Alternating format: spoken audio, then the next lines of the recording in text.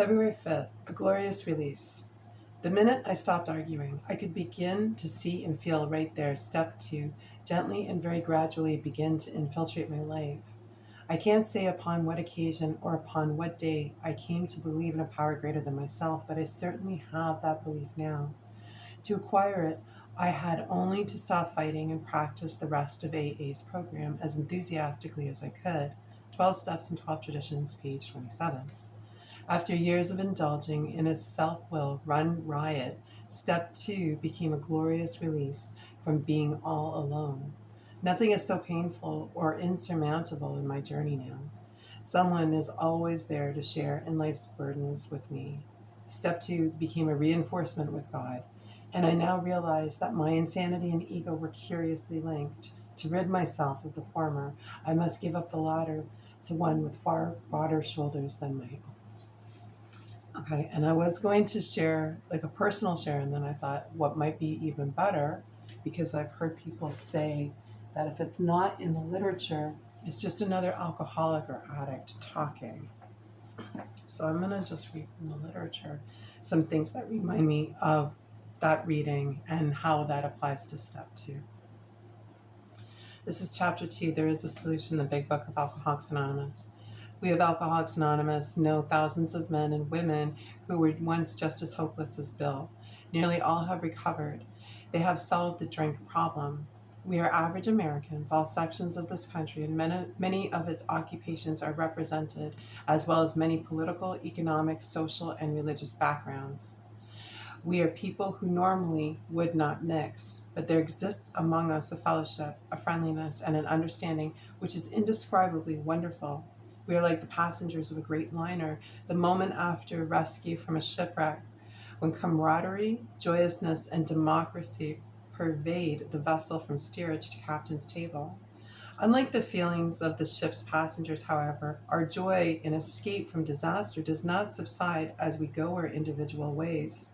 The feeling of having shared in a common peril is one element in the most powerful cement which binds us, but that in itself would never have held us together as we are now joined. And then I'm going to jump over to chapter 3 more about alcoholism. Most of us have been unwilling to admit we were real alcoholics. No person likes to think he is bodily and mentally different from his fellows. Therefore, it is not surprising that our drinking careers have been characterized by countless vain attempts to prove we could drink like other people. The idea that somehow, someday, he will control and enjoy his drinking is the great obsession of every abnormal drinker.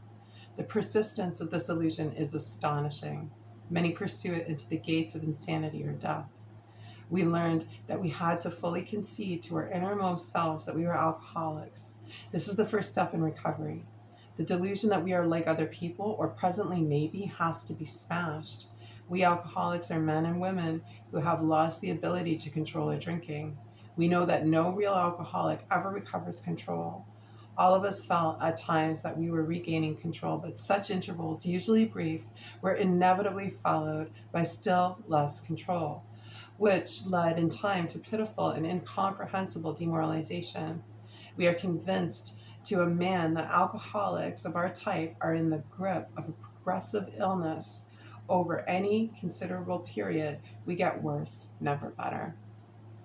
So when I think about this stuff and when I think about this reading, I think that, I have an insanity of mind and body. There's something about me that tells me I can pick up a drink and then it won't lead to more, and it won't lead to chaos, and it won't lead to drama, and it won't lead to, some people say they break out in handcuffs.